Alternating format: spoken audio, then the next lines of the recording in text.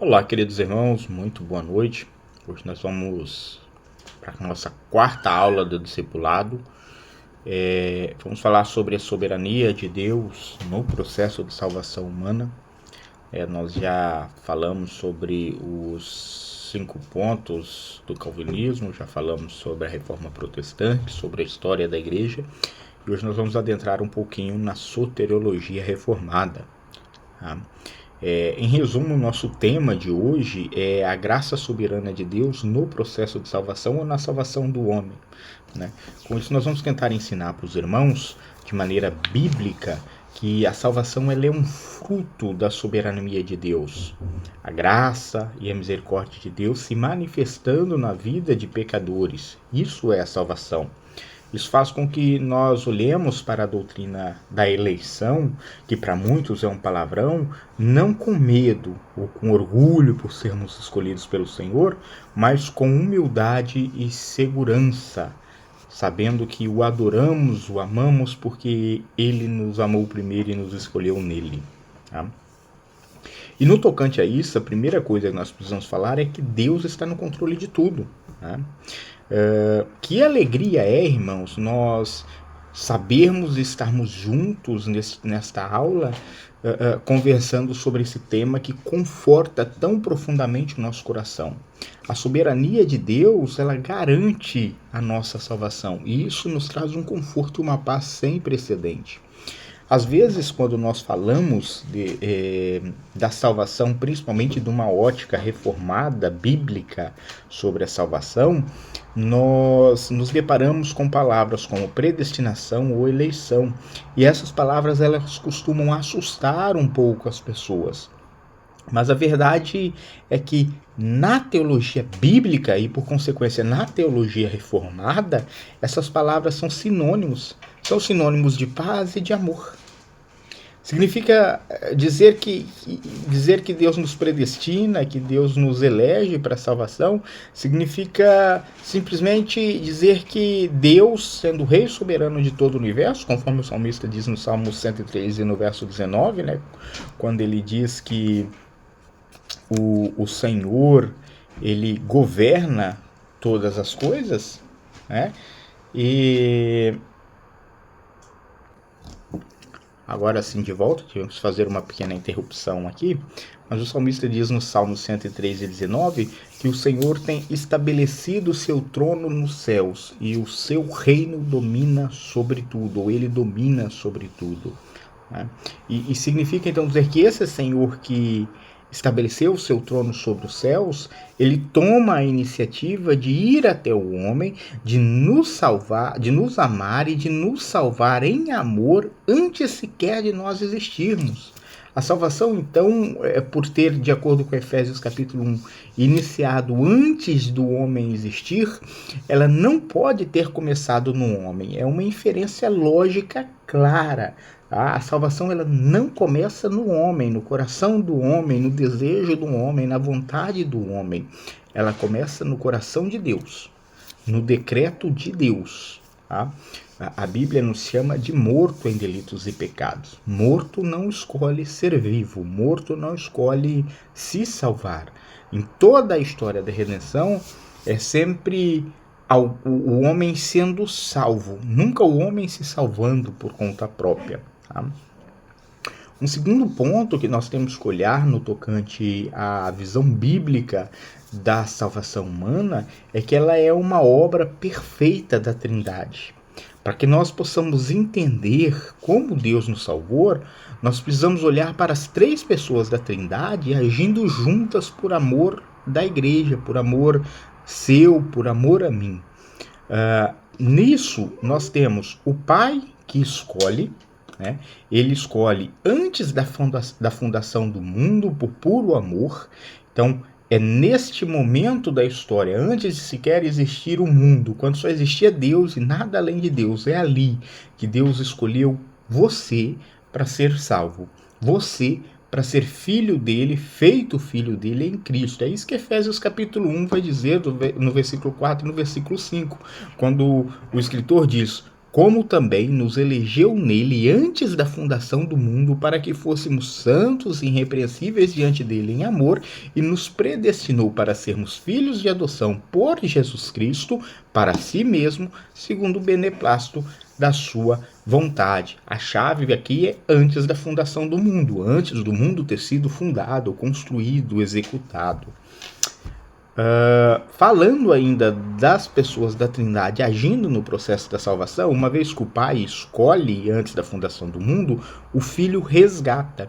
Jesus, então, com base nessa escolha de Deus, do Deus Pai, vem, se encarna e vem ao mundo e faz o sacrifício perfeito na cruz para pagar a nossa dívida. A nossa dívida com quem? A verdade é essa. A nossa dívida com Deus, né? A gente tem que se perguntar do que Cristo nos salvou, sabe? Porque Cristo, as pessoas, quando a gente pergunta isso no discipulado, geralmente falam, não, Jesus Cristo me salvou dos meus pecados, me salvou do mundo, me salvou da perdição, me salvou da morte. Irmão, sendo bem direto, tá? Não tem como rodear quanto a isso. Jesus, ele morreu na cruz para te salvar da ira de Deus.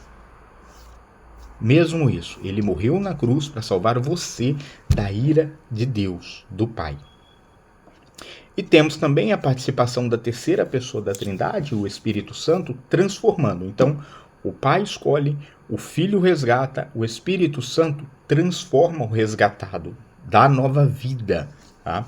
É o Espírito Santo que toca os nossos corações e nos leva a um entendimento do que é pecado. É o Espírito Santo que nos faz perceber o pecado em nós e nos dá o presente da fé para crermos no Evangelho. O Evangelho é esse, Jesus vindo, anunciando o reino, morrendo para que nós pudéssemos viver. Isso é as boas novas do Evangelho. É o perfeito tomando o lugar do imperfeito para que o imperfeito pudesse ser feito perfeito.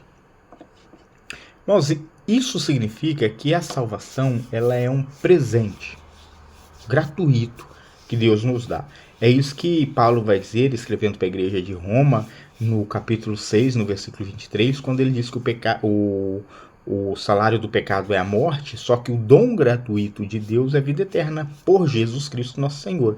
Então, o presente que Deus nos dá, que Jesus Cristo nos entrega, é a salvação, é a vida eterna. Então Deus não olhou para o futuro e escolheu você porque você seria bom no futuro ou porque você seria especial. Não. Biblicamente dizendo, ele escolheu você porque ele quis e porque ele é misericordioso. Ponto final. Não há nada em você, não há nada em mim que mereça ser salvo. Só que mesmo assim ele nos salvou. E em terceiro, olhando para esta doutrina bíblica, para essa visão bíblica de como Deus salva o homem, nós temos, eu coloquei uma pergunta na realidade, né?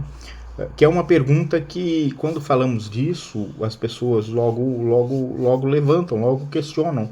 Tá bom, se Deus me elegeu, se Deus me escolheu, se Deus fez tudo porque Ele quis, e não porque eu merecia, não porque eu quisesse, não porque eu poderia ser bom, ou se igual o senhor está falando, eu não posso fazer nada para ser salvo, tudo vem de Deus, onde fica a minha liberdade nisso?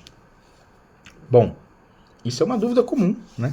As pessoas geralmente falam, pastor, mas se Deus me escolheu, será que eu ainda tenho escolha? Não? A Bíblia vai nos mostrar que sim, não? Uma coisa não anula a outra. A eleição de Deus não anula a nossa liberdade. Na verdade, percebem? A nossa liberdade está na verdade. Tá? Isso porque a eleição de Deus, ela cura o nosso estado deplorável, nos tornando de fato livres do jugo do pecado.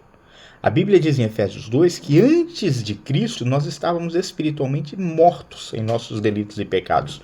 E como eu já disse, um morto não pode escolher viver por conta própria. Tá?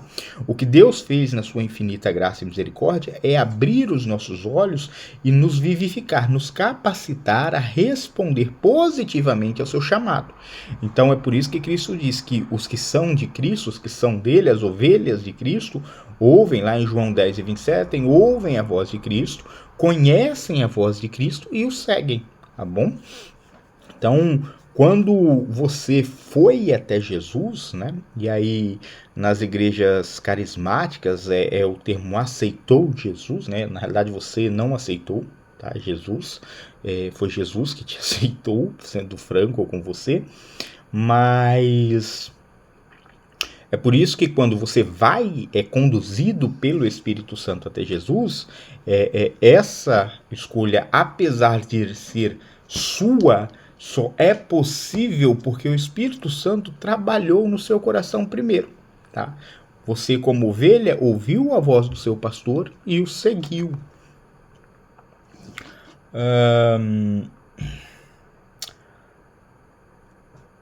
Aí nós temos um problema que é levantado com isso, né? O problema do mal e do sofrimento. Porque se Deus é tão bom e soberano, como eu estou falando para vocês aqui, por que, afinal de contas, nós sofremos? Por que o mundo tem tanta injustiça? A resposta simples e direta é que tudo que existe de mal no mundo, tudo que é deplorável neste mundo, sofrimento, dores, maledicências, enfermidades, pandemias, violência, calamidades, atrocidades, tudo isso é uma consequência do pecado, ou seja, é um sintoma da doença do pecado, tá? Mas vamos para a resposta longa, né? Na Bíblia, o texto bíblico vai nos ensinar que o mal entrou no mundo por causa do pecado da humanidade. Romanos 5:12 vai dizer isso. Portanto, como por um único homem entrou o pecado no mundo, e pelo pecado a morte, também a morte passou a todos os homens, por isso todos pecaram.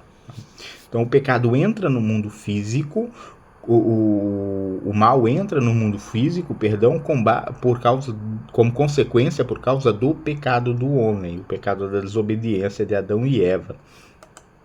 Então ele não entra porque Deus o criou para este fim especial, tá? Muito embora o nosso Deus, tão poderoso quanto ele consegue pegar os pedaços quebrados da nossa história e usar para o nosso próprio crescimento. Então Deus não criou o mal como nós pensamos, né? Mas ele permitiu a entrada do mal no mundo. Então, mesmo o mal, mesmo o pecado, mesmo as coisas ruins desta vida, elas estão cumprindo um propósito, um desígnio especial, deliberado e decretado pelo Senhor.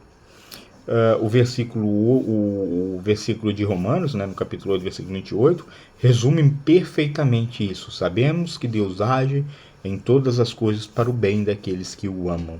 Deus está no controle, mesmo nos dias de lágrimas. E este é o ponto.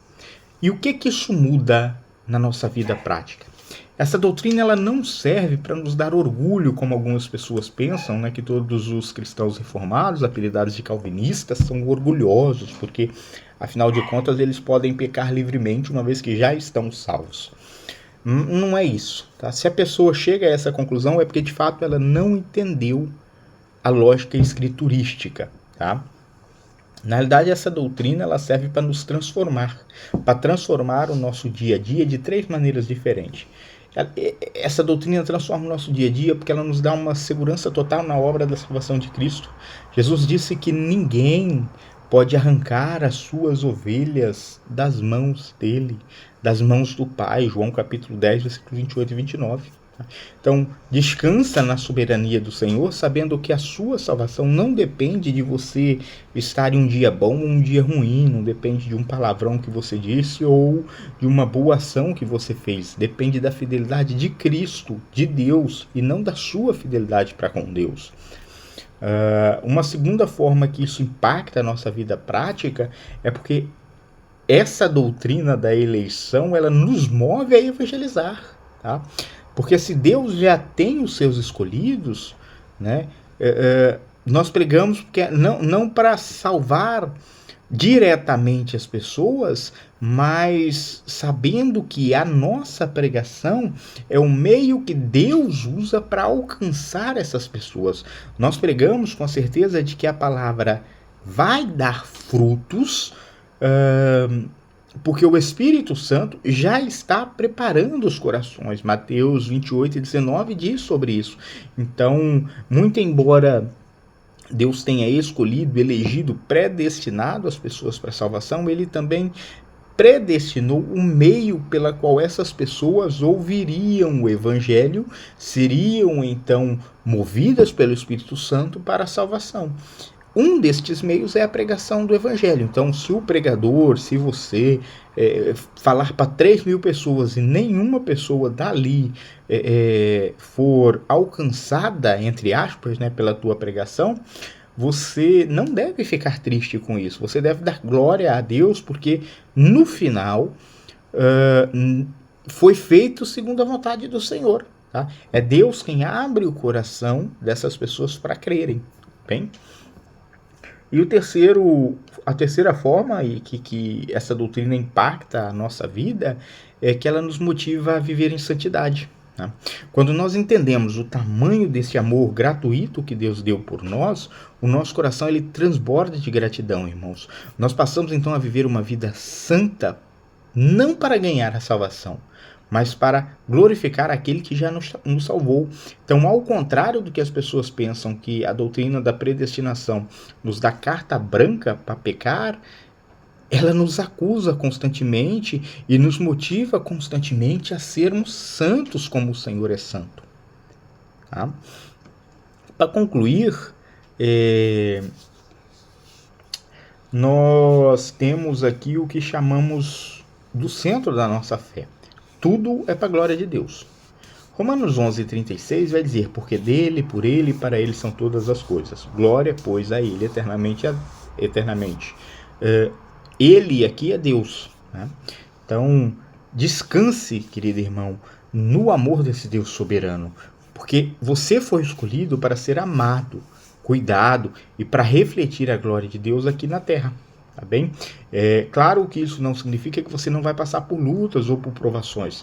Isso significa exatamente o oposto. Significa que quando você estiver no meio das lutas e das provações, ali também estará o seu Deus, junto com você, de mãos dadas, segurando e fazendo com que você persevere na salvação. Essa é a doutrina. Essa perseverança na salvação é o que nós chamamos da doutrina da perseverança dos santos. É um tema para outra aula mais à frente, mas que você já pode ficar aí com um spoiler sobre isso. Na próxima aula, a aula de número 5, nós vamos falar sobre o aliancismo, e vai ser uma aula desafiadora, eu tenho certeza, mas extremamente bíblica e com uma base muito sólida, não somente na tradição reformada, como também nas escrituras. Um grande abraço e fique com Deus.